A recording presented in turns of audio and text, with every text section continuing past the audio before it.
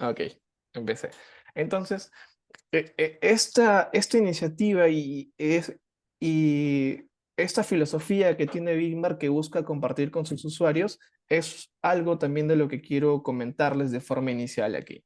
Entonces, Bigmar y Mindray no solamente buscan proponer equipos como soluciones al laboratorio, sino proponer una solución general en busca de la seguridad de los resultados emitidos. Y en base a ello, Bigmar en conjunto con Mindrive desarrolla una postventa que se abarca en la participación de un área de aplicaciones y de ingeniería que va a buscar la calidad durante la pre y la postventa a través de un seguimiento y un soporte continuo. Y mientras por su parte también tiene diferentes publicaciones eh, ligadas a la bioquímica que está disponible en su página web. A continuación también comentarles que como Bigmer vamos a continuar desarrollando diferentes webinars y diferentes ponencias en los cuales vamos a invitarlos a ustedes, queridos asistentes, para que continúen acompañándonos. Bueno, voy a darle el paso en este momento a Stephanie para que nos comente un poco más acerca de Mindray y de la plataforma bioquímica que estamos desarrollando en conjunto con Mindray. Bien, bueno, me confirmas allí que se esté proyectando debidamente. Perfecto. Listo. Bueno, muchas gracias, John, además por la presentación y tus palabras. Y muchas gracias a los que hasta ahora se han conectado. Esperamos que se sigan sumando otros más para pues que puedan aprovechar la conferencia que va a ofrecer la doctora Carolina. Y pues efectivamente, antes que nada me gustaría dar un poco a conocer Mindray y cómo estamos actualmente y de hecho ahorita mismo nuestra asociación con Bigmar para ofrecer nuestros productos. Mi nombre es Stephanie Contreras, soy especialista de producto y marketing para la oficina de Mindray, que de hecho está localizada en Lima, Perú. Y pues, como les venía diciendo, me gustaría que tuviésemos en cuenta quiénes somos actualmente como Mindray.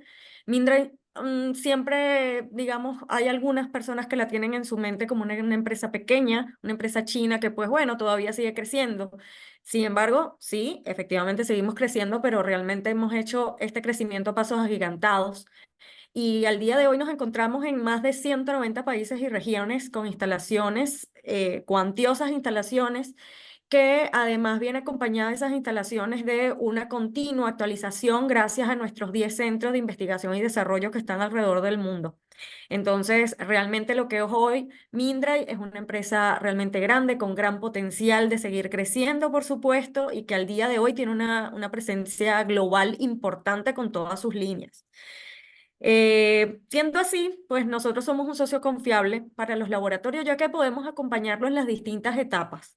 Y de hecho, particularmente con Bigmar, con quien ahora estamos iniciando colaboraciones, es una colaboración reciente, justamente ese inicio de colaboraciones está enfocado en lo que sería el fortalecimiento de la línea que Bigmar puede ofrecer en torno a su línea de bioquímica. Y empezaríamos, o al menos ahorita mismo se tratará de ofrecer estos dos productos. Son dos analizadores que de hecho son parte de las últimas generaciones de analizadores para Mindray. Estos son el BS600M, que como pueden notar, digamos, satisface las necesidades de un laboratorio que es un laboratorio mediano, de mediano a grande, así como un analizador que, pues, por su capacidad, puede ser perfectamente un analizador para un laboratorio mediano, así como para un laboratorio, pues, pequeño, pero ya tiene un potencial de crecimiento. Asimismo, estos dos analizadores, y aquí aprovechando para hacer el comentario, incluso pueden considerarse como para una institución que tiene un laboratorio de emergencia y un laboratorio central, perfectamente pueden funcionar como equipo principal y equipo backup. Por ejemplo, debido a que utilizan los mismos reactivos, que esto yo sé que es muy práctico a la hora de pues, tener la posibilidad de intercambiar reactivos sin necesidad de pues, que no haya conflictos en el carrusel de reactivos. Entonces, bueno, tan solo hacerles este comentario acá que de verdad podría satisfacer esas necesidades. Vamos primero con el equipo más grande y pues lo que nos enorgullece de este analizador es que como pueden ver, si recuerdan o han visto en alguna oportunidad los analizadores Mindra y para bioquímica, esta hace parte, tiene una estética mucho más actualizada y es porque es una nueva generación. Esta nueva generación es, digamos, enfocada a aumentar la productividad en un espacio más pequeño y asimismo tener características que lo hacen mucho más versátiles, mucho más cómodo para el usuario. Este analizador en particular, que es el 600M, el BS600M, tiene la capacidad de realizar 600 pruebas por hora y este rendimiento es continuo, no es que es un A hasta 600 por hora, sino que tiene la capacidad de que se mantenga este rendimiento. Y cuando pues tenemos este mismo analizador con el módulo de electrolitos, puede llegar hasta 800 pruebas por hora, ¿vale? Entonces lo que digamos, lo que mostramos acá es que este rendimiento puede ser posible en tan solo 1 metro, casi 1 metro cuadrado de espacio, lo que garantiza pues que aunque sea un pequeño espacio, la productividad sea bastante elevada respecto a otros analizadores que pueden estar en el mercado. Respecto a las características versátiles, pues aquí podemos ver, trabaja con un sistema de rack, ese sistema de rack con un código de colores que hace mucho más versátil a la hora de pues entender el analizador y saber cómo responder. Asimismo, pues este mismo código de colores se traslada a otras áreas como por ejemplo reconocer el estatus del analizador a largas distancias. La pantalla es bastante grande y de hecho a mí particularmente me encanta. Es una pantalla táctil que es muy amigable a la vista y con el cual el usuario se siente cómodo a la hora de trabajar. Y lo digo de una experiencia personal, de verdad es como trabajar con un celular que uno lo toma y ya es bastante intuitivo. Y pues otra de las adiciones que pueden quitar tiempo es, por ejemplo, la carga de los valores de controles y calibradores. A través de tan solo un pistoleo del código QR yo puedo extraer toda la información y tan solo pues luego, de acuerdo a los protocolos de control de calidad de cada institución, pues quizás ajustar medias si corresponde o valores de desviación estándar. Pero el hecho de solamente con una pistola ya recopilar esa información de calibradores y controles pues ayuda un montón en cuanto a tiempo, ¿no? A hacer más eficiente el proceso. Asimismo, tiene un sistema que, pues, en medio de la reacción, en la medida que se va desenvolviendo, tendrá la capacidad de detectar cuando la reacción puede tener un desenvolvimiento que puede ser, en el caso de una enzima, que haya una depresión de sustrato, o por ejemplo, que haya una activación anormal en esa reacción, o un efecto prosona, y que de manera automática y configurable por el usuario se pueda digamos, el analizador ya sepa que debe hacer un reanálisis o una autodilución o aumentar la linearidad cuando se trata de una reacción enzimática. Les comentaba antes que también este equipo puede estar complementado con un módulo ICE y efectivamente es así. Esto es un módulo de electrolitos, el cual, pues bueno, en un solo cartucho viene todo lo necesario para realizar las reacciones. Tiene una gran estabilidad de hasta 6 meses para, digamos, todo el panel y en el cual tanto la calibración como los mantenimientos son totalmente automáticos, lo que es mucho más eficiente. Entonces, digamos que aunado todas estas características puede garantizar que, pues, en eficiencia pudiese el laboratorio aumentar un 30-40%. Adicionalmente, como les mencionaba, este sería el hermanito pequeño que tendría Bigmar para ofrecer de la mano con Mindray, es el analizador BS360E y pues digamos que su lema sería compacto y eficiente porque a pesar de su pequeño tamaño, tiene la capacidad pues de soportar hasta 100 posiciones de muestra y 100 posiciones de reactivo, pero eso suena confuso, ¿no? Entonces, ¿qué quiere decir eso? Que es lo suficientemente flexible como para que ustedes como laboratorio puedan pues discernir cuáles son las posiciones que van a ser ocupadas para reactivo y cuántas posiciones podrán ser ocupadas para muestras. De manera pues que tendrán hasta, digamos, todas las posiciones son configurables y así poder soportar pues digamos, adaptarse a las condiciones de cada laboratorio, ¿no? Pueden tener un panel completo y pues asimismo jugar entre las posiciones, siendo estas todas intercambiables.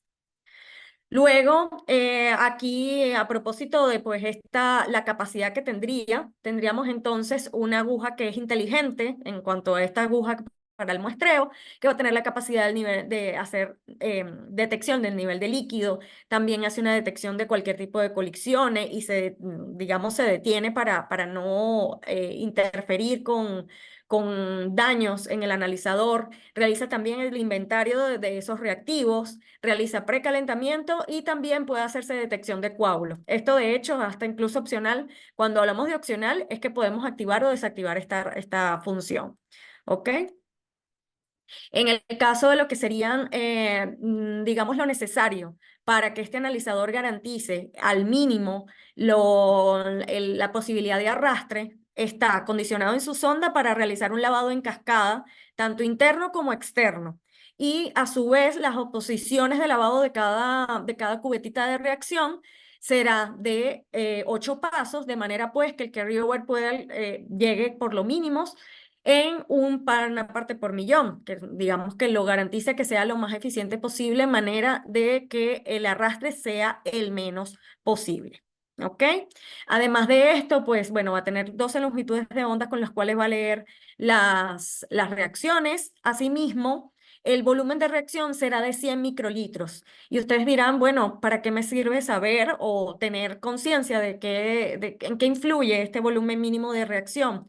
Y lo que va a tener aquí participación es que, de hecho, a este nivel de equipos, en equipos similares, hay algunos que tienen 230, 250, y eso lo que quiere decir es que del reactivo y de la muestra se consume más para poder llevar a cabo una reacción. Si yo llevo ese volumen de reacción al mínimo, eso significará que a lo mejor la casa comercial me tiene que dar las pruebas sí o sí porque yo le compré 1000 pruebas. Pero la frecuencia con la que ustedes tendrán que cambiar ese reactivo va a ser más elongado, más distante, porque pues se hace un consumo más optimizado. Entonces, por aquí, a eso es lo que se refiere, o digamos, esa es la ventaja en torno al volumen mínimo de reacción. Estos analizadores, como les digo, pueden trabajar todos con el mismo tipo de reactivo. Este es el panel de pruebas con el cual se dispone, realmente amplio al día de hoy. Mindray tiene la capacidad entonces de ofrecer no solamente unos equipos, no solamente esos analizadores que, como les digo, vienen formulándose de manera más inteligente y actualizándose día a día.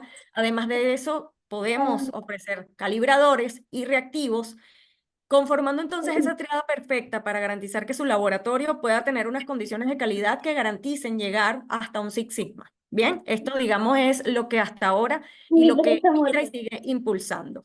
Asimismo, y en torno a todo lo que tiene que ver con control de calidad, las asociaciones con Mindray se han fortalecido. De hecho, recientemente la asociación con Randox se consolidó para poder también ofrecer controles de tercera opinión, y esto también es posible con controles Biorad. O sea, de manera pues que no solamente podemos ofrecer con nuestros productos, asimismo en asociación con las empresas líderes en control de calidad, pues también podemos ofrecer estos productos. Particularmente lo que nos trae el día de hoy, y de hecho es justamente para dar pie a lo que ya empezaría a hablarles y pues a educarnos la doctora Carolina Cucho, y es en torno a la hemoglobina glicada. Esta hemoglobina glicada que va a ser con la cual se va a trabajar con estos analizadores, y es para nosotros muy importante que se dé en conocimiento. Nuestro análisis tiene una metodología de enzimática, la tecnología con la cual esta hemoglobina glicada en los analizadores de bioquímica de Mindray es esta metodología que muy pocos conocen, hay algunos que no lo conocen y tiene grandes ventajas. Entre ellas, y estimaría yo que sería una de las más importantes, es la capacidad de tener una precisión de por debajo de 2%, que la hace bastante comparable o bastante en cuanto a correlación. Tiene una correlación bastante buena con lo que sería ese método que normalmente en nuestros laboratorios consideramos como un gol estándar, que es el HPLC.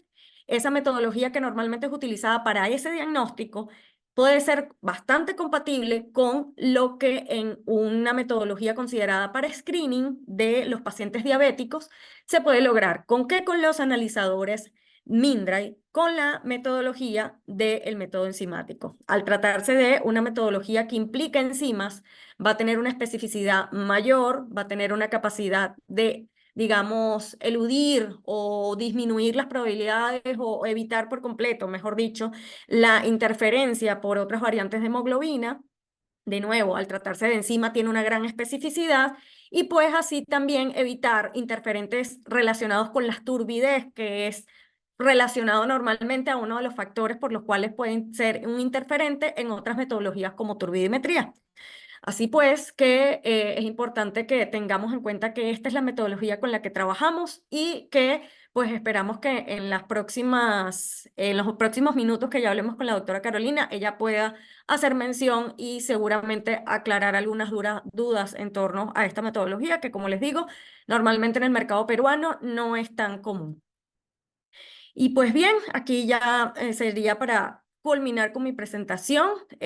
Mindray siempre avanzando en torno a su misión y los valores fundamentales, y es siempre ir en torno a llevar avanzadas tecnologías médicas para el alcance de todos y que haya para todos una mejor atención en salud. Bueno, muchas gracias y por favor quédense para pues disfrutar y de atender a la doctora Carolina, que pues he tenido la fortuna de escuchar muchas veces sus presentaciones y son realmente enriquecedoras, además por lo dinámico que suelen ser. Entonces, doctora Carolina, si ya se encontrase por allí, coméntenos si puede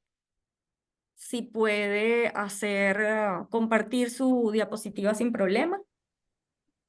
Claro que sí, buenas tardes con todos, ¿cómo están? Muchas gracias por la invitación a Bigmar y a Mindray en esta oportunidad. Voy a hacer el compartir pantalla para que se pueda ver la presentación.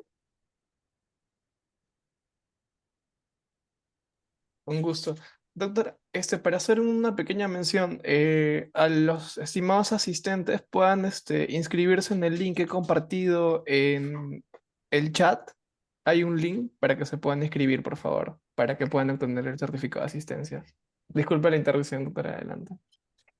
No, Ah, no, no, está importante. bien, está bien. Y eso es muy importante, por favor, registren su asistencia porque de ahí vamos a hacer un comentario. Ya sea, los que ya se están registrando ya habrán visto ahí una preguntita. Y bueno, pues ahí sí me gustaría ya después ahí hacer los comentarios respectivos.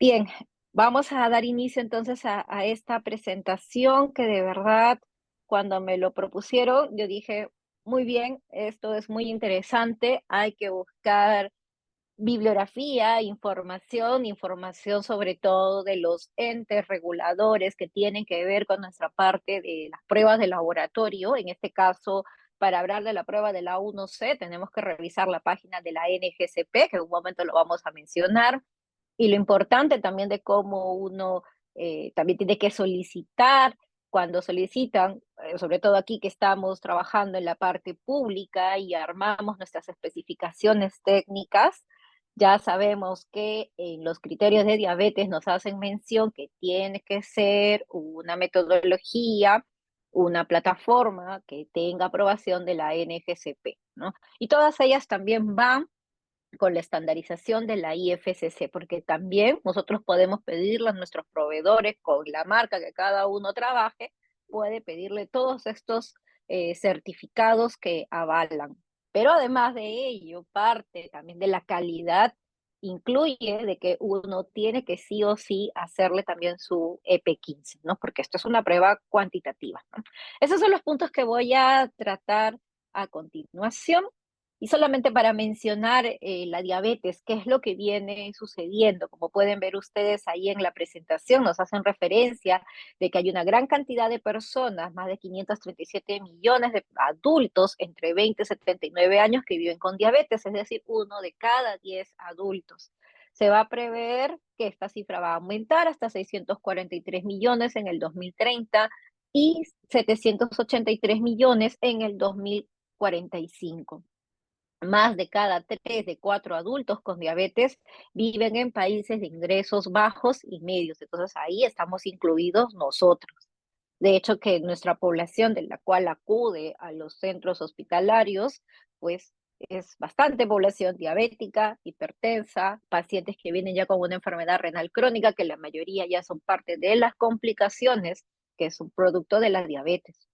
También la diabetes es responsable de 6,7 millones de muertes en el 2021. Esto quiere decir 1 cada 5 segundos, que también puede generar mayor cantidad de gastos de salud, un aumento del 316% en los últimos 15 años, y que hay 541 millones de adultos que tienen intolerancia a la glucosa, lo que los coloca en alto riesgo de padecer diabetes tipo 2. Entonces nuestras cifras resultan ser alarmantes a nivel mundial. ¿Y qué sucede en América del Sur y Central? De acuerdo a la página web de Diabetes Atlas, también nos hacen mención, y miren, que dice que 1 de cada 11 adultos vive con diabetes, alrededor 32 millones.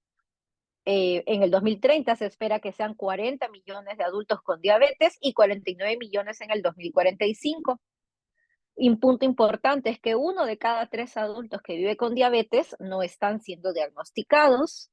Hay más de 410.000 muertes causadas por diabetes en el año 2021, y que se van a gastar alrededor de 65.000 millones de dólares en diabetes, solamente para la parte del tratamiento. Entonces ya desde ahí nos debe llevar un mensaje a la conciencia de todo lo que viene sucediendo con diabetes mellitus. Y la pandemia también ha generado que el hecho de tener un estilo de vida de tipo sedentario, la alimentación que uno lleva, el no tener estilos de vida saludables, pues ha conllevado de que muchas personas ya estén en etapa de prediabetes, u otras ya estén ya en etapa de diabetes, ¿no? El sobrepeso, la obesidad es uno de los factores de riesgo para hacer un síndrome metabólico, y ahí está incluido diabetes mellitus. Un punto muy importante es cuando hablamos de términos bioquímicos, ¿no? Yo que enseño bioquímica, siempre me gusta tocar esta partecita cuando se describe los términos de glicación versus glicosilación. Y como ven, en el término de glicación, que es lo que sucede con la hemoglobina glicada, son grupos de aminoácidos de las cuales no hay participación enzimática, lo que sí sucede con lo que se llama la glicosilación. Entonces es cierto que muchos de nosotros ya por la costumbre siempre escuchamos decir, ah, sí, la hemoglobina glicosilada, y el término correcto es la glicada. Pero si ustedes han revisado la Asociación Americana de Diabetes, ¿qué es lo que dice? Que ya debido a todos estos cambios con los nombres, y para no generar problemas, porque también a veces resulta ser un poquito tedioso aprenderse hasta el nombre, sobre todo los pacientes, entonces han dicho que mejor se llame test A1C o hemoglobina A1C simplemente. Entonces creo que resulta ser más fácil para todos mencionar, y creo que también uno puede recordarlo fácilmente.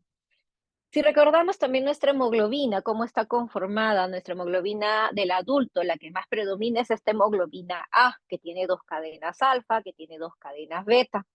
Y justamente es en la parte de la globina, que es una secuencia de aminoácidos que están organizados en un secuenciamiento específico lineal, y que están unidos por enlaces peptídicos, ¿no? Esa es una característica que se tiene, porque a partir de ahí nosotros vamos a ver en dónde es que se une la, la glucosa con estos aminoácidos, que es con la valina, ¿no? En la zona N terminal de las cadenas beta, ¿no? Entonces, justamente es ahí lo que nosotros vamos a medir, ese proceso de unión.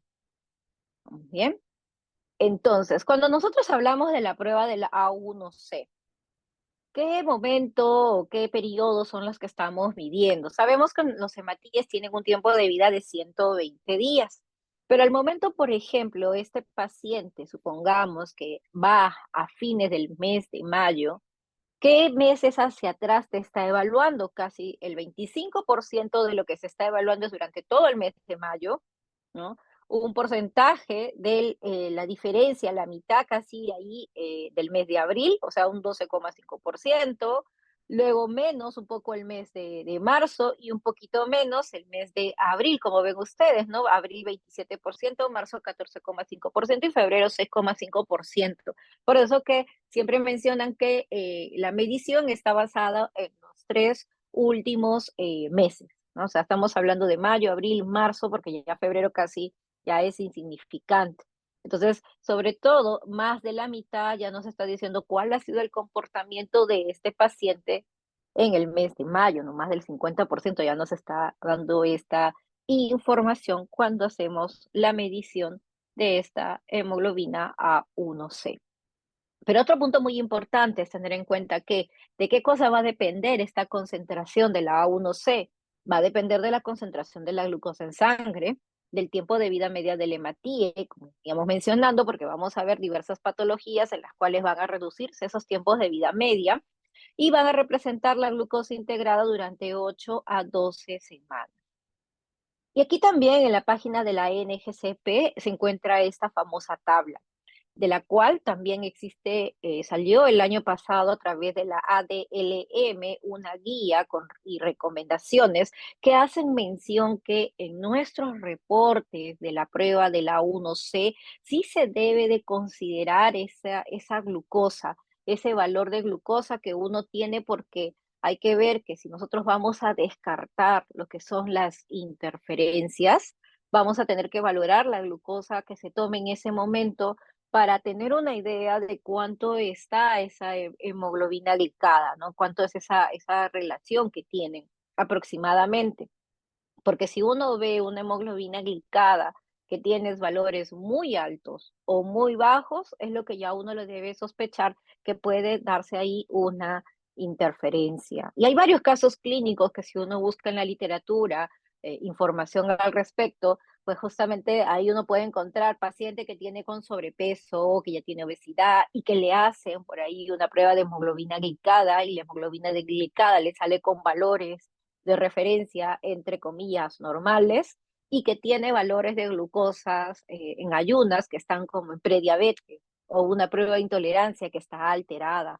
Entonces ya desde ahí a uno le debe llamar la atención, porque ahí podría estar sucediendo algún tipo de interferencia. ¿No? Que eso es lo que a muchos de nosotros también nos preocupa, ¿no? La parte de las metodologías que uno pueda estar utilizando. Entonces, ¿por qué es importante medir esta prueba? Existen diferentes ensayos y uno de los primeros ensayos que se dio fue en los pacientes con diabetes tipo 1 durante los años de 1983 a 1923, no, 1993, en la cual se describió estos ensayos de control de diabetes y complicaciones. Y se hicieron las preguntas sobre las complicaciones vasculares de la diabetes relacionadas con el control glicémico, o sea, si existen complicaciones vasculares en estos diabéticos tipo 1, si el tratamiento intensivo puede disminuir las complicaciones a largo plazo, son de las dos preguntas que se hicieron, y se estudiaron aquellos pacientes tipo 1 de Estados Unidos y Canadá, más de 1.400 pacientes. ¿Y qué es lo que observaron ellos? Que cuando le comenzaron a dar una terapia intensiva, se redujo el riesgo de retinopatía de un 34 a 76%, la microalbuminuria en 35%, la albuminuria clínica en 56% y una neuropatía clínica en 60%. Teniendo en cuenta que la retinopatía, el daño renal, ¿no? Corresponden pues a complicaciones microvasculares, que generalmente estas complicaciones ya pueden aparecer a los 5 años de haberse diagnosticado diabetes mellitus. Y como pueden ver, ya en esta etapa del seguimiento que se le hace a estos pacientes con la prueba del A1C, observen claramente de que mientras más valores bajos tenga esta prueba, nos está diciendo pues la probabilidad de que el riesgo también de la aparición de microalbuminuria, neuropatías, nefropatías, retinopatías, se va haciendo también más baja. Pero si tú tienes valores de la glicada más altos, entonces las enfermedades van a ir apareciendo, ¿no? Estas complicaciones microvasculares. Lo mismo también con el riesgo de la retinopatía, con estos estudios que se hace mención, y ahí lo pueden ver. Entonces, a mayor valor de la hemoglobina glicada, el riesgo de la retinopatía puede progresar más rápido. También se hicieron estudios en pacientes diabéticos de tipo 2, y este fue el estudio prospectivo de la diabetes del Reino Unido, que seguro los habrán visto con las iniciales UKPDS, que se realizó durante los años 1989 a 1998. Y aquí evaluaron el riesgo de diabetes en tipo 2, así como lo hicieron la DSST para los diabéticos tipo 1, también se vio. Y también vieron pues que los riesgos de que si un paciente no tenía controles, pues aumentaba esas probabilidades de estas complicaciones microvasculares. Entonces, teniendo un paciente con un control intensivo, se reduce el riesgo de retinopatía, nefropatía, cualquier complicación microvascular o hasta el mismo infarto de miocardio o la muerte que estaría relacionada por diabetes mellitus. Recordando nada más la parte de los criterios de la Asociación Americana de Diabetes, que todos los años siempre se actualiza y ahora, antes yo recuerdo que salía en el mes de enero, ahora ya en el mes de diciembre ya están haciendo la publicación y felizmente es de, por eso lo coloco que las pruebas de la A1C para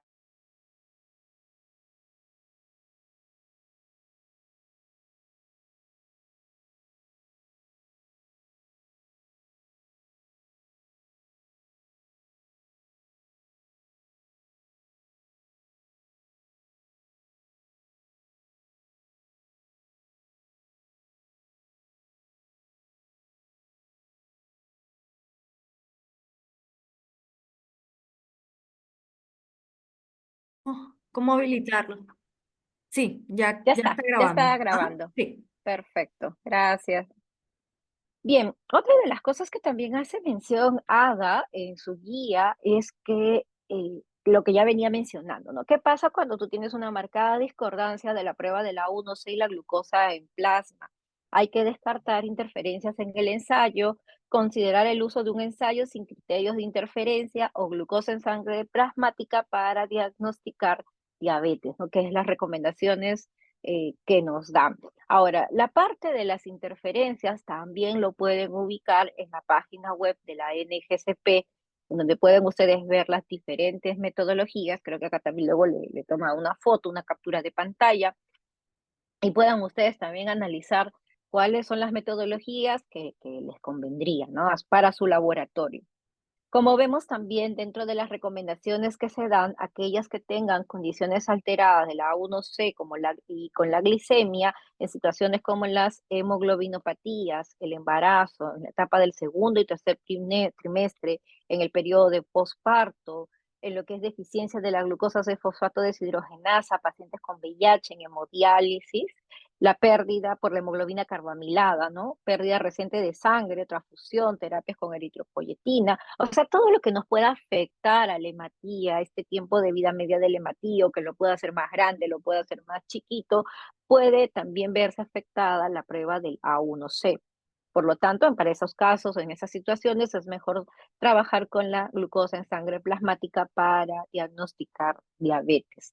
Recomiendo también revisar la guía, recomendaciones que también lo he puesto por ahí más adelante, el enlace de la ADLM, en donde el doctor David Sack hace una referencia justamente de la A1C en gestante, que sí se puede utilizar, pero siempre y cuando sea una gestante ya diabética.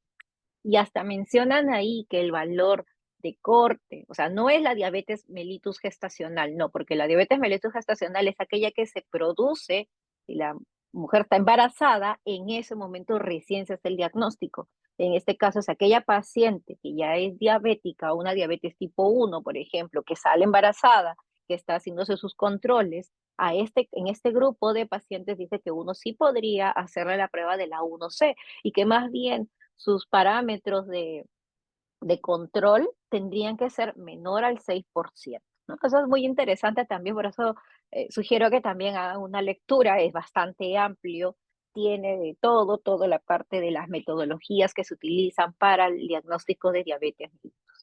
Bueno, y la página web de la NGCP, ¿cuál es el objetivo que tiene? Estandarizar los resultados de la A1C de acuerdo a los ensayos de control y complicaciones de la diabetes y los estudios prospectivos de diabetes del Reino Unido, los cuales han establecido qué cosa, una relación directa de los niveles de A1C y los riesgos en pacientes con diabetes. Ustedes pueden entrar también a la página web y pueden revisar cuáles son las listas de métodos que están certificados por esta institución. Entonces ahí también ustedes, y es de acceso libre, ¿ah? Ustedes pueden descargar el PDF y pueden revisar.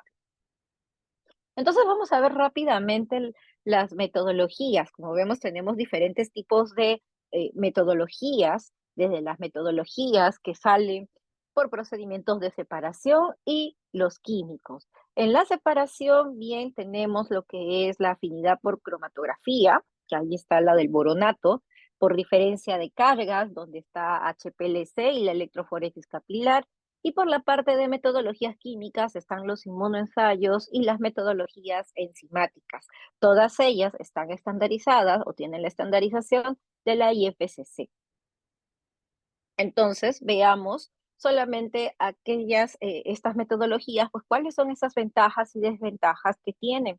Bueno, el HPLC de intercambio iónico se caracteriza porque nos hace la separación de la molécula de la hemoglobina en base a sus cargas, ¿no? Y estas cargas de la hemoglobina están dadas de manera negativa, positiva, ¿no? Son de carga positiva. Estos glóbulos rojos se van a lisar y van a pasar luego por una resina que va a estar cargada de manera negativa, ¿no? Que pasan pues por una columna y esto se va a mover a un ritmo más rápido, ¿no? Como vemos, es un método clínico original, ya muy probado. Existen muchas marcas, hay una buena separación, también va a depender de la marca, que ustedes también pueden ingresar a la página de la NGCP, fácil manejo de muestras, les permite identificar las variantes de hemoglobina comunes, eso también va a depender de la marca. ¿Qué desventajas tiene? De hecho, que al ser pues una metodología que está ampliamente distribuida, hay una variabilidad de marcas, también pueden tener interferencias, pero todo va a depender de la marca. La calidad del análisis va a depender de la marca, requiere de un analizador exclusivo y se necesita de revisar la estandarización. Por eso les decía, toda esta información hay que solicitárselo al proveedor, ¿no? Con el que estemos trabajando. En la electroforesis capilar, aquí la característica es que la hemoglobina se va a separar en función a su carga y a su masa, ¿no? Entonces se van a resolver en qué cosa? A través de movimientos electroforéticos. Una de las cosas que tiene la electroforesis capilar es que van a utilizar tubos capilares a través de lo cual se va a utilizar electricidad de alto voltaje y de esa manera me va a generar la carga eléctrica que va a permitir la separación de las muestras. Entonces, aquí lo que se tiene como ventaja es una buena separación, buena precisión, exactitud, fácil manejo de muestras, va a permitirte separar las variantes de la hemoglobina sin interferencias, es un método que está estandarizado por la IFSC, pero dentro de las desventajas también pueden tener variabilidad de marcas con calidad variable, hay que ver también la velocidad de rendimiento, porque se menciona que estas van a rendir mejor siempre y cuando uno tenga alta demanda y que si es posible estén conectadas, dice, con equipos en paralelo. Entonces ahí dice que se da sobre todo la utilidad de este analizador, también es exclusivo y no tiene facilidad de análisis STAT. Entonces ahí hay que valorar la parte de la necesidad clínica. La otra metodología que se tiene, que es la cromatografía líquida de alta resolución con afinidad de boronato, también se da pues la separación de cada componente y esto va a depender según su estructura. Y el boronato ese es muy específico para lograr esa separación de los componentes.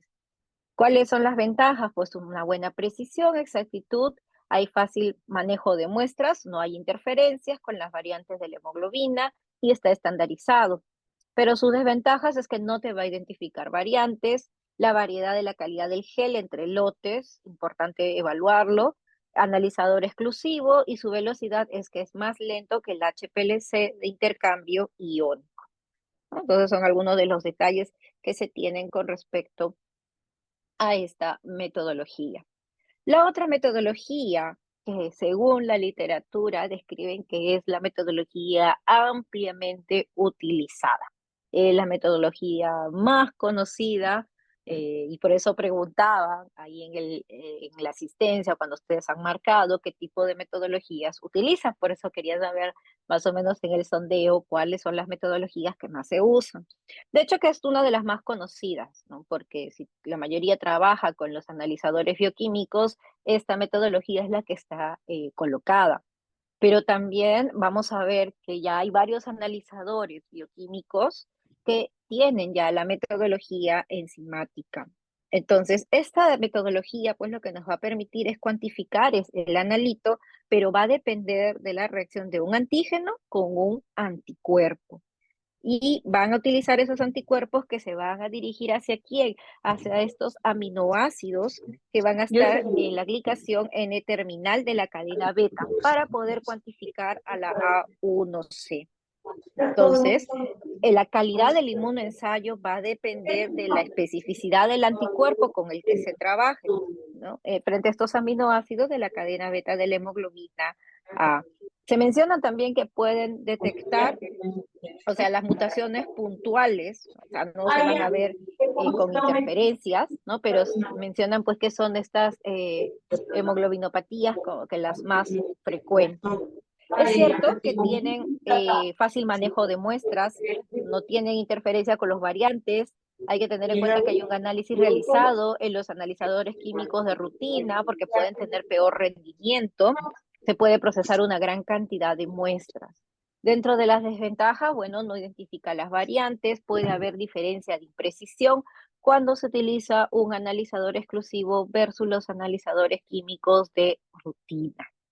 Entonces, vamos a ver pues que la metodología, la inmunológica, en un momento les voy a mostrar que sí ha tenido riesgos y hasta hay varias publicaciones de diferentes marcas en las cuales esa imprecisión resulta ser alta, ¿no? Ese coeficiente de variación resulta ser muy alto y hasta va a depender también del tipo de hemoglobinopatías que tenga el paciente, ¿no? Eso también va a verse influenciado.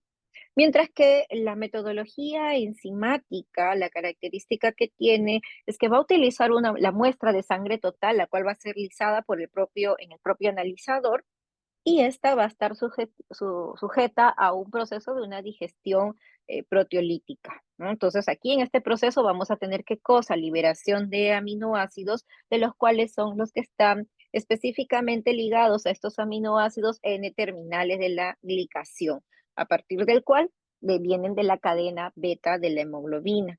Entonces, esta señal que se ha producido de estos aminoácidos N-terminales glicados van a tener una reacción cromogénica subsecuente y esto va a ser utilizado para hacer el cálculo de la prueba del A1C.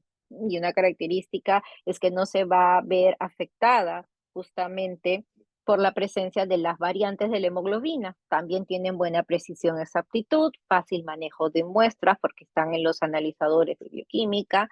Es un análisis realizado en los analizadores de rutina, procesan gran cantidad de muestras y también es un método que está estandarizado por la IFSC. Claro, una de las desventajas que tienen es que no identifica las variantes y otra de las cosas es al ser una metodología nueva, también es una información que viene siendo recolectada para tener una evaluación externa de la calidad a largo plazo. Pero si nosotros vamos a ver en la página de la NGCP, sí existen ya marcas que están en el CAP, claro que estas son marcas casi todas americanas, que son las que se evalúan, ¿no? Y pueden ver ustedes las diferentes metodologías. Ahí están todas las metodologías. Pero cuando uno ve ahí en el CAP ese coeficiente de variación, cuando está en un valor de 5.32, casi todas van bien. Están dentro ahí de su media, dentro de su desviación estándar, ¿no? ¿Qué es lo que qué es lo que te piden? Pero cuando uno ya visualiza en un paciente que ya tiene una alteración de ese valor de la hemoglobina glicada, 6,47, que puede ser una prediabetes, ¿no? O si ya está diabetes, no le he puesto los valores más altos, a medida que va subiendo esos niveles de la glicada, las variaciones también resultan ser más altas. Y eso se ha visto en el ensayo. Bueno, quise también poner ahí el certificado de la IFSC, por eso les decía, pidan a su proveedor ese certificado para que ustedes también puedan ver cuánto de imprecisión tiene la metodología con la que ustedes están trabajando. Como mencionó también Stephanie en la presentación, lo que se está viendo que para que sea una buena metodología es que tiene que tener esa precisión o esa imprecisión que sea menor al 2%. Y esta es la publicación de la NGCP que se ha hecho en el mes de mayo 2024, así que lo pueden también descargar. y nos hace referencia de cuáles son aquellos métodos que pasaron ese coeficiente de variación por encima del 3%. Y son metodologías de tipo point of care, metodologías inmunológicas, por ahí una que es una metodología de HPLC. Entonces también va a depender muchas veces hasta de las marcas. Y las metodologías que tenían coeficientes de variación menor al 2%, ahí podemos evaluar a dos metodologías que son enzimáticas y que forman parte de analizadores de bioquímica, ¿no? De la rutina. Y las metodologías del HPLC en los casos, ¿no? Porque como decíamos, es una metodología que sí se está evaluando, pero como ven ustedes, sí está presentando una un buen porcentaje de esta imprecisión, ¿no? Es una imprecisión bajita. Por eso, cuando se debe de elegir qué método uno debería elegir para la medición de la A1C, entonces primero que tenga una medición específica, que tenga esa precisión bajita, esa imprecisión bajita, mejor dicho, ese coeficiente de variación que sea menor al 2%, que sea un método certificado por la NGCP y que ese método tenga la capacidad de poder producir la eliminación de interferencias. Y ahí viene otra pregunta, entonces, ¿cuándo podemos sospechar una variante de hemoglobina en un paciente diabético? Ya lo venía mencionando al inicio.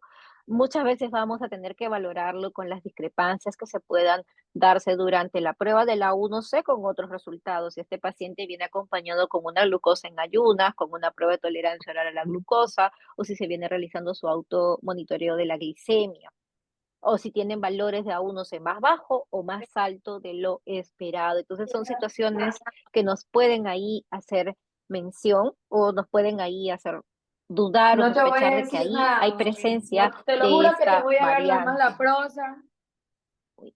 Situaciones clínicas. Como veíamos ahí también, esto ya va a depender de la calidad de mi hematíe, del tamaño del hematíe, si tengo yo un hematíe chiquito o un hematíe grande, qué patologías pueden afectar a la prueba de la A1C, pero esto ya es de por sí con el hematíe, que eso puede ser con cualquier metodología, por eso que ahí también es importante en el momento que uno solicite ese tipo de pruebas, cuáles son los diagnósticos que tiene el paciente y por lo tanto si no va a ser el método ideal para poder valorarlo, ¿no? Porque seguro algunos para el descarte o el diagnóstico de diabetes, porque también lo menciona la guía de la ADLM, hace mención que sí se puede utilizar la prueba de la A1C, ya sea para prediabetes o diabetes, para hacer diagnóstico, pero tiene que tener ciertas consideraciones. Y si ya sale un valor alterado, se sugiere también repetir la prueba en un diferente momento con otra muestra, ¿no? Para valorar si mi paciente pues, es diabético o no, o acompañarlo con una prueba, pues ya sea una glucosa en ayunas o una prueba de tolerancia a la glucosa.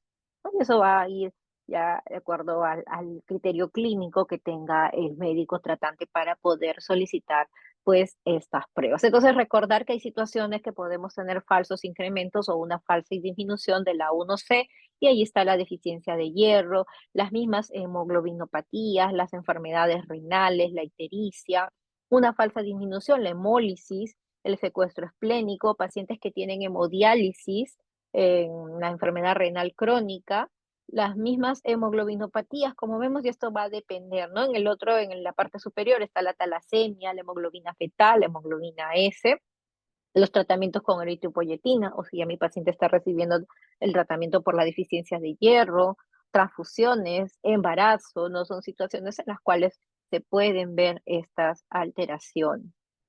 Y recordar que existen más de 1000 variantes de las hemoglobinopatías. La mayoría de ellas son clínicamente silentes porque son hemoglobinopatías también heterocigóticas, distribuidas geográficamente en diferentes partes. Y esto también muchas veces puede darse que el tiempo de vida media de los hematías hasta pueden estar dentro de rangos normales en estas variantes heterocigóticas. Las interferencias entonces van a variar según el método específico. Por eso que también ahí sugiero que revisen la página web de la NGCP y vean ahí ustedes mismos qué metodologías son las que vienen presentando menores interferencias. Y ahí podemos ver quiénes son las poblaciones o las razas de las cuales están presentes este tipo de variantes de hemoglobina. Por ejemplo, la hemoglobina S, que está en los afroamericanos, en los hispanoamericanos, indios en el Caribe, la hemoglobina E en personas asiáticas americanas, la hemoglobina C afroamericanos, la hemoglobina D de la China, de India, Turquía, Brasil, la hemoglobina fetal, que también puede aparecer en enfermedades, patologías como la leucemia o anemia u otros desórdenes que pueden darse en la sangre. Por ejemplo, en Estados Unidos refieren que hay 1,5% de la población que tiene una hemoglobina fetal alta. Y como les decía, también pueden visualizar en la página web de la NGCP justamente varias de las metodologías, ¿no? Y ahí tenemos metodologías enzimáticas, tenemos metodologías por HPLC, metodologías que tienen por inmunológicas, y como pueden ver, también las metodologías enzimáticas pues no tienen problemas con las interferencias, ¿no? Dicen no, no, no, no, no, casi todas, y tampoco tienen problemas con los niveles elevados de la hemoglobina fetal, ¿no? Que es lo que hacen referencia. Y ahí también podemos ver publicaciones, y esta publicación también es de acceso libre, de interferencia de las variantes. Evaluaron 15 métodos y hicieron la medición de la A1C, y miren ustedes que fueron 3 métodos, sobre todo los que tuvieron estas desviaciones.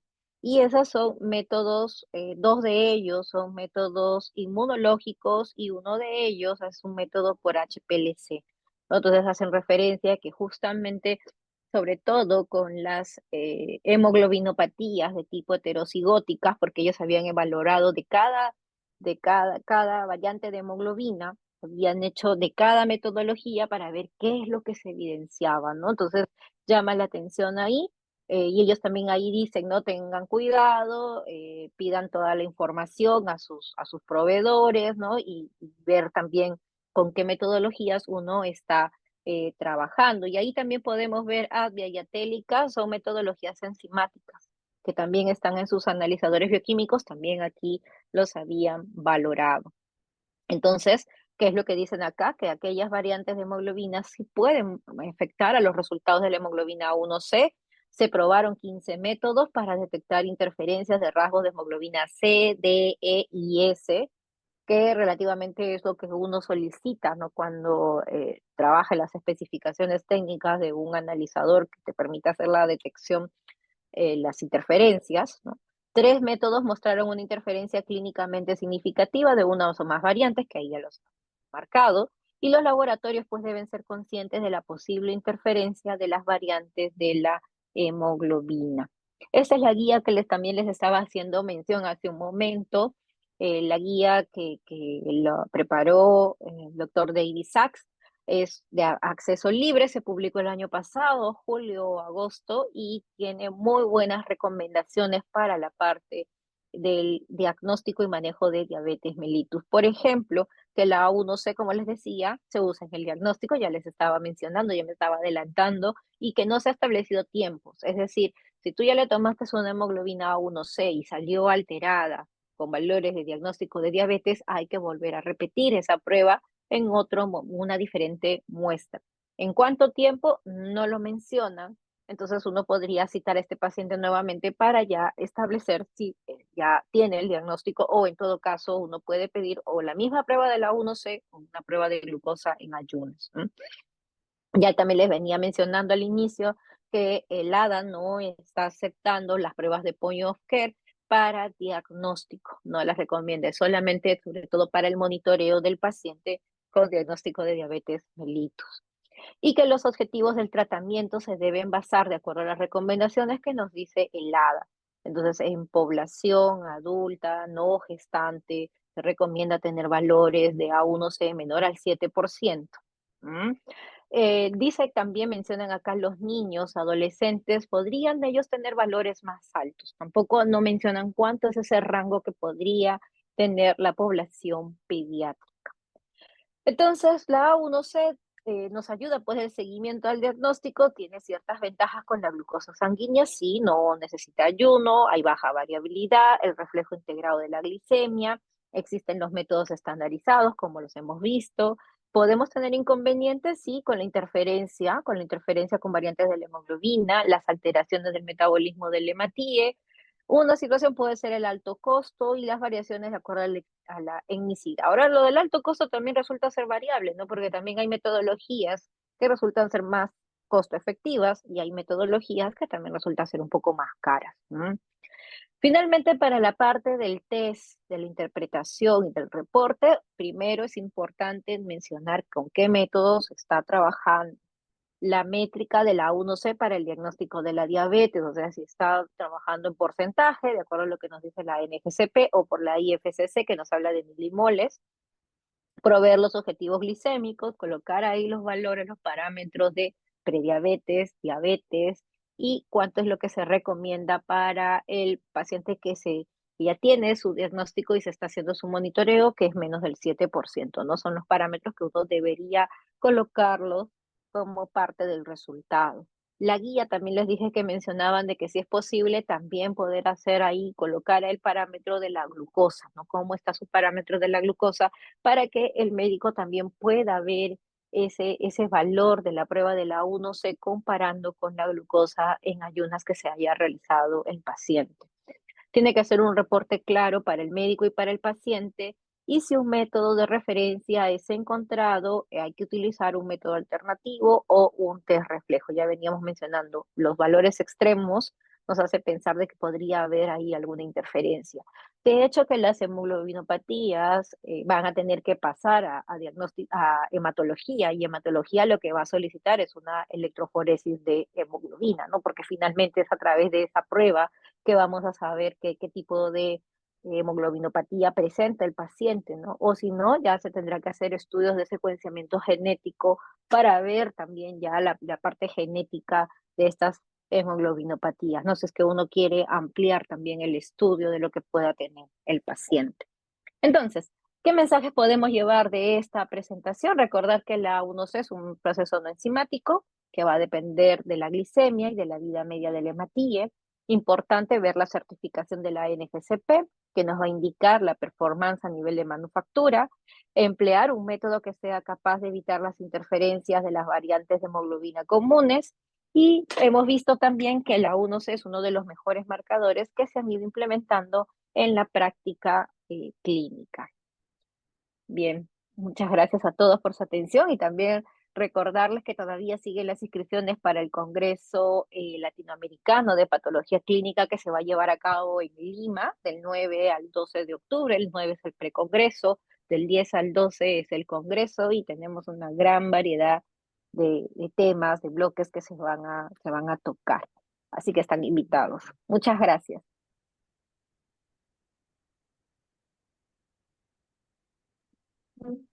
Bueno, Muchas gracias. Adelante, gracias, Stephanie. doctora, igualmente. No, hablemos en conjunto, no hay problema. Y bueno, sí, me uno a la invitación de la doctora Cucho, que estén alerta, verifiquen en las redes para que chequeen lo que va a ofrecer el Congreso, en el cual de hecho también Mindra iba a resultar como auspiciador, ¿sí? Pues bueno, no sé si John quería hacer un comentario antes, porque creo que las preguntitas que tendríamos preparadas, o más que preguntas, como dar la oportunidad a que los asistentes nos comenten acerca de qué conocen en relación a las metodologías, pues podría estar interesante. Pero bueno, antes comenta, quizás John quiera hacer algún comentario y yo me adelanté. No, no, repetir nuevamente que dentro de la caja de chat está el link para que se puedan inscribir para obtener el certificado de asistencia. Y bueno, abrir las preguntas a la ponencia que hemos asistido el día de hoy. John, y más bien, ¿qué salió de las metodologías? ¿Cuál fue la más Ah, frecuente?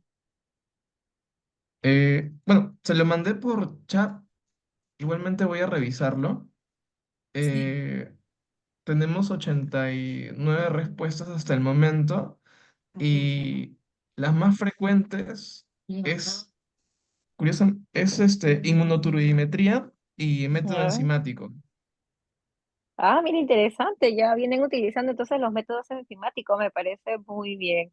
Y sí, de hecho que en la literatura describen que la inmunología, la inmunológica es la más frecuente, es la metodología más frecuente lo que van describiendo, ¿ah? A ver, por acá. Qué bueno que ya también están utilizando los métodos enzimáticos. Y la verdad que cuando hice la revisión de todo ello y haciendo la búsqueda de la información, pues tiene varias mejoras este método enzimático a comparación del inmunológico, ¿no? Ahora, también de los inmunológicos va a depender también de la marca con la cual uno quiera trabajar, ¿ah? Eso también es bien variable. Por eso es importante estar ahí documentados, informados, revisar esa página web. A mí me parece excelente la página web de la NGCP, ¿ah? Acceso libre. Sí, por supuesto, eso también es algo que comparto con mis usuarios cuando hacen alguna consulta acerca de una metodología. La página del NSP nos permite previsualizar la experiencia de un sistema de medida en torno a las interferencias que pueda tener y a su desempeño de precisión mediante la encuesta del Colegio Americano de Patólogos que realizan cada cierto tiempo, lo cual es una información muy rica y nos permite conocer un sistema de medida incluso antes de trabajar con ella. Claro, y también los que ya vienen trabajando con sus programas de control de calidad externo, si también por ahí alguien puede comentar, ¿no? De cuál es su experiencia, ¿no? Con sus metodologías con las que vienen trabajando, porque eso también forma parte de los requerimientos, ¿no? Porque es cierto que tenemos a la NGCP, mi método está estandarizado y está con la IFSC, pero también hay que ver cómo se trabaja en el día a día, ¿no? Así que eso también es importante y eso lo podemos ver con nuestros controles de calidad internos y nuestro control de calidad externo que me permite evaluar con todas las marcas, ¿no? Están a disposición. Exactamente, doctora. Eh, los micros están habilitados para que cualquier asistente pueda encenderlo y quizás realizar alguna consulta que tenga, o también podría hacerlo en la caja de comentarios. Esperamos un momento. Se pausó la grabación hace un momento, creo. No, pero ahorita está Sí, bueno, andando. Está bien. sí, Ah, ya, ahorita está bien, sí, sí, sí, pero durante la presentación sí se pausó unos minutos, sí. Ujú. ya, perfecto. No hay comentarios por el momento. Mm.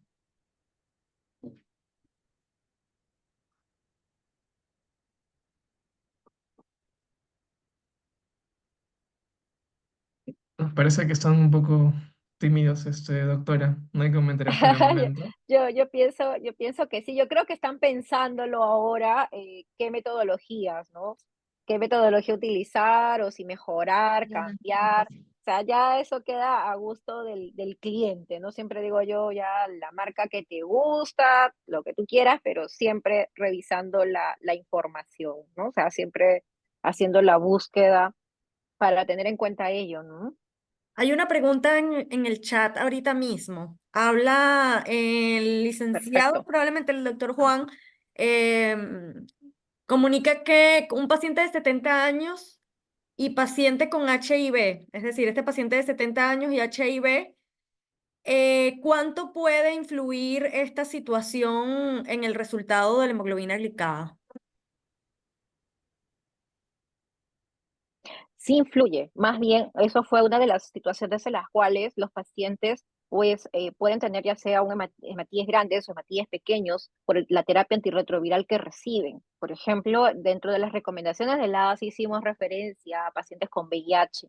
Entonces, en esos casos se sugiere mejor utilizar la glucosa plasmática para su diagnóstico, para su evaluación para el diagnóstico sobre todo, ¿no? Si es que vamos a valorar el diagnóstico de la diabetes, sí tiene que ser con la glucosa en sangre plasmática. Ahora, la prueba de la 1C1 lo puede utilizar, por ejemplo, mencionábamos que con las gestantes sí se puede utilizar, pero siempre y cuando sea gestante ya diagnosticada con diabetes mellitus y que ya tenga parámetros no basales y en base a eso uno va evaluando. Y todavía les comenté también que en las gestantes el valor que se esperaría sugerido para decir que está con un buen control tiene que ser menor al 6%, porque en el resto de la población es menor al 7% con la A1C. Entonces es importante también tenerlo en consideración, pero sí, sí. Para el diagnóstico sí sugieren que mejor utilizar glucosa en sangre plasmática. Ok, súper. Bueno, espero esto haya respondido debidamente a la consulta del licenciado Juan, que si mal no recuerdo era quien nos saludaba de ATE, del hospital de ATE, ¿no? Ah, excelente, muy bien. Sí, del hospital de Ate Vitarte. Sí. Tengo una consulta que me llega por uno de los grupos de postventa que tiene Bigmar. Es, ¿cuánto influye el uso de corticoides en en la medición de hemoglobina glicosilada? Menciona de que les pasó en dos situaciones que dos pacientes diferentes tuvieron un incremento de la medición de la glucosa en la bioquímica y también en la hemoglobina glicosilada. Importante recordar cortisol, recordar, el que recibe el paciente corticoide hace que aumente el cortisol. Entonces es una hormona de tipo diabetogénica, por decirlo así. Entonces sí me va a dar valores de glucosa más altos. Entonces no sería un buen momento para poder valorar los estados de glicemia. Y también en qué momento le tomaron la muestra, porque también hay que recordar la fisiología del cortisol. El cortisol fisiológicamente se eleva más de 6 a 8 de la mañana, ¿no? Entonces, se sugiere que mejor en ese momento no hacer algún tipo de dosaje, ¿no? O sea, si es que estamos descartando que es una paciente diabética y le quiero hacer un control y ver cómo va, ¿no? Ahora también recordar qué sucede con el corticoide. El corticoide también puede inmunosuprimir, ¿no? Entonces también por ahí pueden tener ciertas alteraciones, ¿no? O sea, sí podría darse, ¿no? O sea, hay que tener bastante cuidado, ¿no? En esas situaciones. También hasta el momento en que uno va a tomar la muestra. Todo depende por qué le solicitaron, por ejemplo, el dosar la glucosa. Interesante pregunta. Acá hay otra pregunta de Blanca. Dice, paciente con cáncer de próstata que recibe tratamiento de quimioterapia, ¿influiría esta situación en el resultado? Recordar que los pacientes con cáncer hacen también anemias y pueden hacer anemias, ya sea por deficiencia, anemia de tipo ferropénica o una anemia normocítica normocrómica. Entonces, sí puede producir alteraciones, hasta los mismos tratamientos, porque estos pacientes también puede ser que sean transfundidos.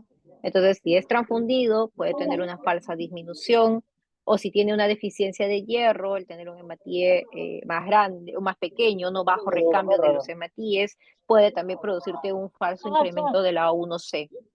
En esos casos, por ejemplo, solamente es hacerle su glucosa en ayunas, nada más, No, porque ok. eso sí va a influir. Bien, de hecho aquí el chat se ha activado un poquito. Acá Milagros Vicuña. Primero que nada, le felicita, doctora, por la excelente ponencia y nos dice que quería comentarle que nosotros en el laboratorio utilizamos la metodología de HPLC, pero si bien el gráfico podemos detectar la existencia de otro tipo de hemoglobina, no se puede identificar de cuál se trata. ¿Qué comentario pudiese ser al respecto?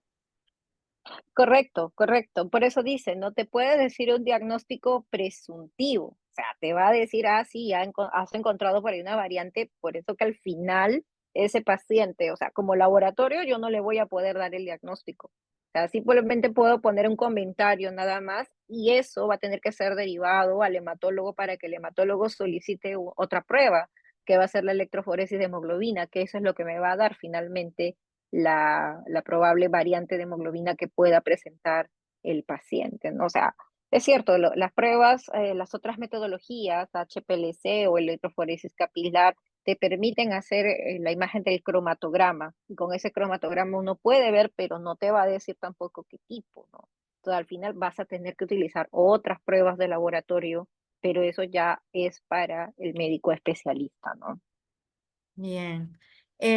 También acá, bueno, SA, me imagino que son las siglas de un nombre, nos indica, bueno, de nuevo le agradece por la ponencia y nos pregunta o le pregunta que si en su experiencia, doctora, hay alguna contraindicación en cuanto a la toma de muestra para la hemoglobina glicada en pacientes hospitalizados. No, no, no, no hay ninguna contraindicación, solamente recordar las patologías que puedan generarme ya de por sí alguna alteración del hematíe, pero como contraindicación preanalítica no hay ninguna, ni siquiera el ayuno, ¿no? Hemos dicho que el ayuno no se afecta con las pruebas de la A1C, por eso que muchos utilizan esta prueba como para hacer diagnósticos, porque para el diagnóstico con glucosa en ayunas, el paciente tiene que tener ciertas indicaciones, ¿no? Que no todos a veces llegan haciendo ayuno, ¿no? De los pacientes y a veces uno le dice, no, venga otro día para hacerse la prueba. Entonces tienes ahí la otra opción. Pero paciente hospitalizado no tiene alguna contraindicación, solamente recordar la enfermedad de fondo que tenga el paciente. Eso sí, eso sí es importante tenerlo en cuenta. Bien, de parte de Joel, hay acá una consulta que dice, buenas doctora, y dice, hay artículos, imagino, que dice, donde recomiendan la Exacto. determinación de albúmina glicosilada como mejor indicador del control glicémico que, o sea, respecto a la hemoglobina glicada, sobre todo en los pacientes diabéticos con enfermedad renal crónica. ¿Tendría algún comentario al respecto, Buena, doc? Buena pregunta. Mira, justamente ya casi, ya para estas épocas, ya las metodologías con las cuales se vienen utilizando ya no tienen interferencia con lo que es la hemoglobina carbamilada, que es esta hemoglobina carbamilada que se presenta en los pacientes con enfermedad renal crónica. Entonces, sí se puede utilizar la prueba de la 1C en este tipo de pacientes. Solamente hay que tener en consideración qué cosa. Si mi paciente está haciéndose hemodiálisis, si tu paciente está recibiendo tratamiento con eritropoyetina, solamente sería esa la recomendación en la cual uno tendría que tener cuidado por la alteración del hematíe, pero ya se ha visto que con casi todas las metodologías ya no hay problema. Lo que sí sucedía antes con las metodologías y la hemoglobina carbamilada, porque justamente la hemoglobina carbamilada se ubica en donde se une la glucosa. Por eso es que se hablaba de esa interferencia, ¿no? En la cadena beta, en la porción N-terminal de la valina, ahí también se metía la hemoglobina carbamilada, por eso que decían que podía ocupar, ¿no? O sea, ocupaba el sitio y ya no dejaba hacer medir la glucosa, ¿no? Entonces ya no podía medir la glucosa, pero ahora esa parte se ha mejorado bastante con las metodologías, ¿ah? Y uno puede revisar, ¿ah? Hay literatura al respecto también. Ok, genial. Bueno, por acá, Blanca le agradece, imagino por la respuesta que ya había antes colocado. Freddy Duarte habla sobre la posible influencia del COVID en el resultado de hemoglobina glicada. Buena pregunta, no he visto que COVID tenga que influir en el resultado, ¿ah? Bueno, actualmente también en todo caso hablaríamos de cualquier tipo de infección viral, pero si son infecciones virales, mi afectación es a nivel de los leucocitos, que no tiene nada que ver con el hematíe, ¿no? Ya. Bueno, acá preguntan acerca de si el paciente necesita estar en ayunas y pues bueno, aquí Ya recordando, lo aquí me mencionamos. atrevería a ya responderla. Ya la doctora habría indicado que no, específicamente eso es una de las ventajas de la hemoglobina glicada, que no requiere de tal cosa como el ayuno, entonces hace mucho más simple digamos, la preparación del paciente en la etapa preanalítica. Por acá también Denis Vego, como le dije, doctora, esto se activó. Em, Dice que ha visto que en algunos laboratorios reportan A1 por medio de un cálculo obtenido del resultado de la hemoglobina AB A1C. ¿Qué tan útil es ese resultado de A1?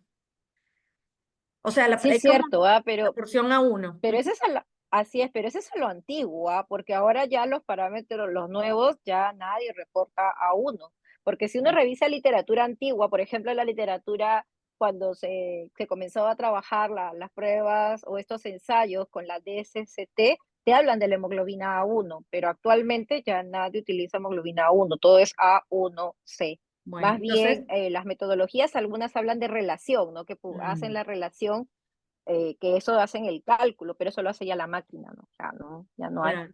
En ese sentido, digamos que, pues para responder a Denis, si un laboratorio reporta a uno, realmente se trata de un laboratorio que quizás está un poco desactualizado, ¿no?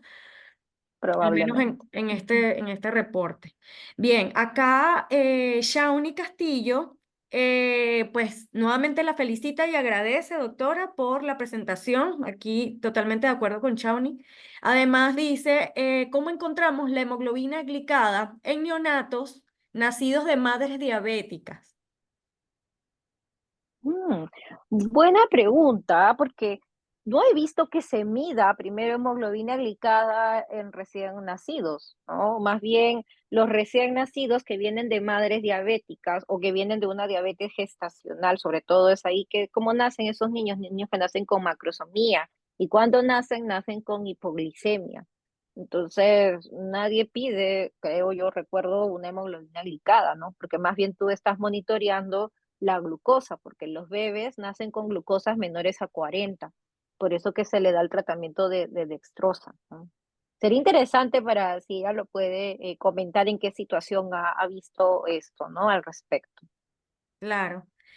Bien, creo que esta sería la última pregunta y también para ya usted pueda continuar con sus actividades, doctoras, pero pues sería responder esta última en la cual nos plantea una persona que esté consumiendo vitaminas diarias como por ejemplo vitamina C y vitamina D, estos suplementos, me atrevería a pensar o ampliar la pregunta que ya nos plantea Yair Mallorca acerca de multivitamínicos, estas personas que toman suplementos, particularmente la pregunta está enfocada en vitamina C y vitamina D. ¿Cómo pudiese influenciar Ujú. esto, este consumo en pues la hemoglobina glicada? ¿Tendría alguna influencia o no tendría nada que ver por allí?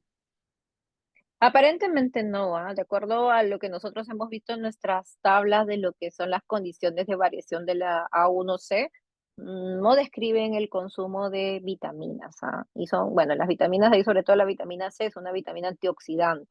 Entonces no hay información al respecto, ¿no? Ok, entonces digamos que en principio no habría ninguna influencia, nada que No habría, pudiese no. condicionar. Ok, bien. Entonces, yo creo que por ese lado ya estaríamos concluyendo la ronda de preguntas. Aquí aprovecho para, aquí uno de los comentarios, Denis Vego, que antes había hecho una consulta, pues le agradece por la respuesta. Y bueno, además, pues otras personas indican estar agradecidos por compartir sus conocimientos, doctora, y pues ya como les comenté antes, también me uno a ese mensaje. Muchísimas gracias por haber tenido la disposición de conversar acerca de este tema que siempre, a mi entender, está, la damos por sentado, es una prueba que sabemos que está allí y se la realizamos y tan solo sabemos que es una prueba que nos ayuda a identificar a los diabéticos, pero nos falta a menudo como refrescar siempre los conocimientos. Así John, es. te concedo la palabra. Igualmente agradecer el espacio que nos ha dado, doctora, para acompañarnos en esta ponencia. Y también a ti, Stephanie, muchas gracias también por tu apoyo para poder realizar y ser parte de todo esto que en realidad que Bigmar quiere comenzar a formar en torno a sus usuarios. Oye, le pediría a todos los estimados asistentes si pueden activar su cámara para tomar una foto grupal. Si pueden activar su cámara un momento. Ojalá que se dejen activar un ratito su cámara. Y vale, tienen que mostrarse. Sin miedo al éxito. Vamos todos.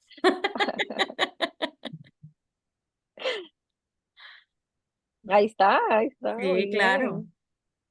¿Cómo que no? Qué gusto.